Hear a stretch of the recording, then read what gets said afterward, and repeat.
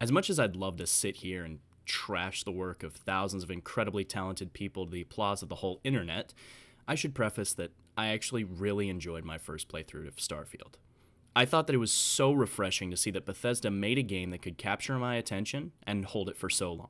And yes, 3 days after Starfield launched, I did have over 30 hours on it already, but after another 50 hours playing the game, I came to two realizations.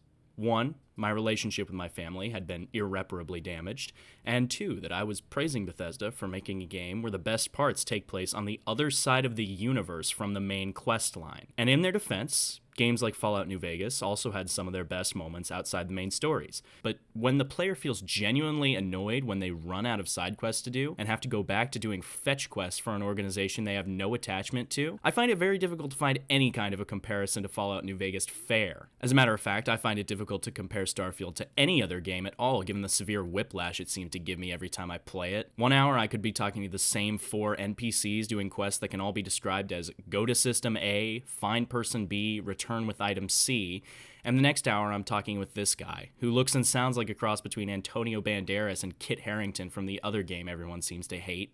I'm impressed. That is the first intelligent thing you have said this entire time, Mathis. Speaking of which, I think I'll actually use this as a time to pivot away from the bad stuff and towards the stuff so unbelievably bad it actually tricked me into thinking it was good. The first 10 hours of Starfield's main story are so inexcusably bad that most people will just nope the fuck out and do literally any other quest they can, whether it's the space cartel, killing a dead man who wants to end all life in the universe for shits and giggles, or helping a group of settlers somehow even more clueless and demanding than the ones in Fallout 4. And you know what?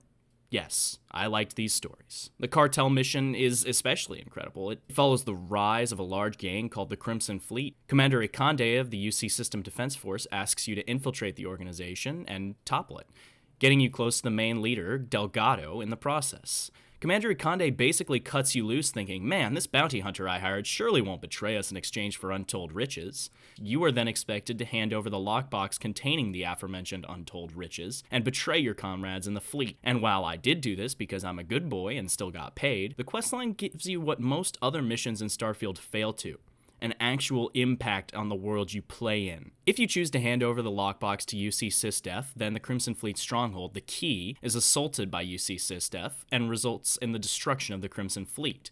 Completing the mission this way makes it so there are few to no more Crimson Fleet pirates left in the systems you visit, making it much safer to travel. However, if you side with the Crimson Fleet, all the pirates remain but stay friendly to you, while the UC SysDef marks you as a terrorist. And of course, there is a final option to just say screw it and run away, keeping all the loot to yourself. Obviously, this isn't a real option, can't have those players making too many independent choices, but you can just keep the box of money as a paperweight since you can't open it yourself. But all of this explanation of the good parts of Starfield perfectly highlights why most of the rest of the game is an absolute nightmare. Just having a good alternative to the garbage fire that is the main story doesn't make Starfield a good game. In Starfield, there is essentially no player control over any of the stories or missions. Even in the missions like the Crimson Fleet, wherein at the very start of the questline a fellow recruit suggests that you could kill Delgado, the leader of the fleet, and take his place, the recruit who suggests it to you decides maybe it's a bad idea and adamantly refuses to do it. In the main story quest, there is essentially no player impact beyond which characters am I going to let die this playthrough. Oh boy, I think I'll use the Dialga coin for this one. Additionally, all the main story characters are so two-dimensional, I'm surprised they didn't collapse under the G's we pulled in that last warp. The only real player input there ever is in the main story is, who am I going to save? And as much as I love orphaning children and killing people who have different views than me, I can't help but think that that's a really lazy way to encourage players to give the game a second playthrough. In addition to this, the main story has no real overarching message besides, adventure is out there, so go on, get. And on top of all of this, in most other Bethesda games, there's some kind of stakes, making the setting more intense or showing a major conflict that will inevitably come to a reckoning during your playtime. And the side quests and stories you see during your playtime all build upon that conflict, leading to a sufficiently satisfying ending.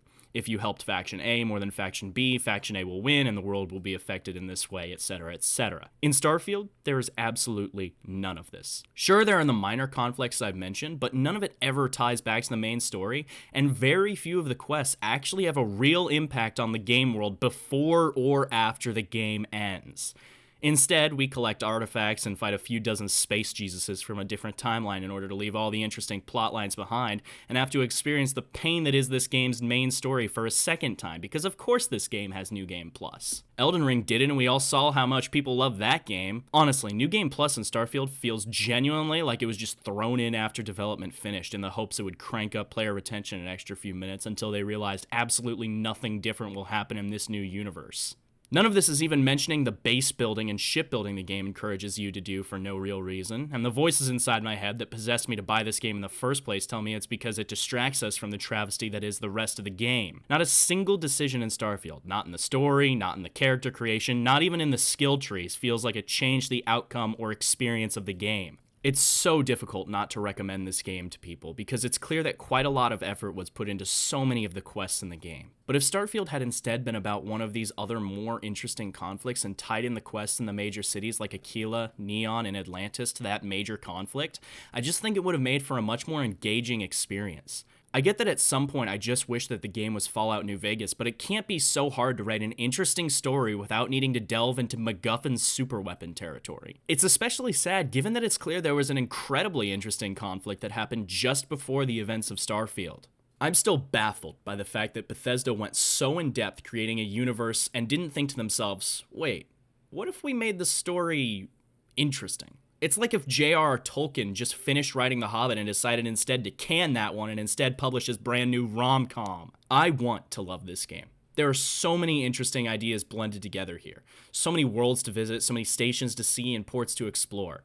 But at the end of the day, it just feels like nothing I do really matters, and at that point, why wouldn't I just go outside and live my life if I wanted to be that existential? I can't imagine a time where I would prefer to play this game over any other game in its genre, Fallout, No Man's Sky, Elite Dangerous, which really shows what the real problem is. I hate overused phrases, but when the game is so shallow, it's hard to find ways to describe it without also being shallow. It is as large as an ocean, but not even deep enough to drown in. On a basic level, Starfield is nothing like Fallout, No Man's Sky, or Elite Dangerous. One, because those games are actually good, but more importantly because they have their own defined niche and experience. Fallout is a pretty typical RPG with story and combat at the forefront of the game. No Man's Sky is freeform exploration with the story as a driving force behind that exploration. And Elite Dangerous is quite literally as wide as the galaxy and deeper than the ocean without having any driving force behind it at all. Starfield really doesn't land itself into any category. I could hardly even call it a role-playing game because that would entail that the game has me playing a character when really the only choices you ever get to make in the game are good or evil. It's certainly not an exploration game with all the sun-scorched nothing burgers of planets and desolate moons you're encouraged to spend your time at, and it would be an insult to even try and compare anything Bethesda have done here to Elite Dangerous. The fact that Bethesda tried to grab attention from everyone is the reason this game didn't meet expectations. People who were excited for a classic Bethesda RPG where we have an overarching story and rich characters and lore, you mean an Obsidian RPG, right? People who were expecting a game like No Man's Sky left with a worse first impression than that game had, and the three people who were expecting a sprawling space opera with galaxy-wide occurrences and conflicts like an Elite Dangerous went back to figuring out how the hell they're supposed to make enough money to buy a super carrier. I'm sure it's not a surprise to hear that Bethesda tried to do too much and neglected the more important parts while making Starfield. But when you really focus in, it's hard for me to understand how they messed up so badly.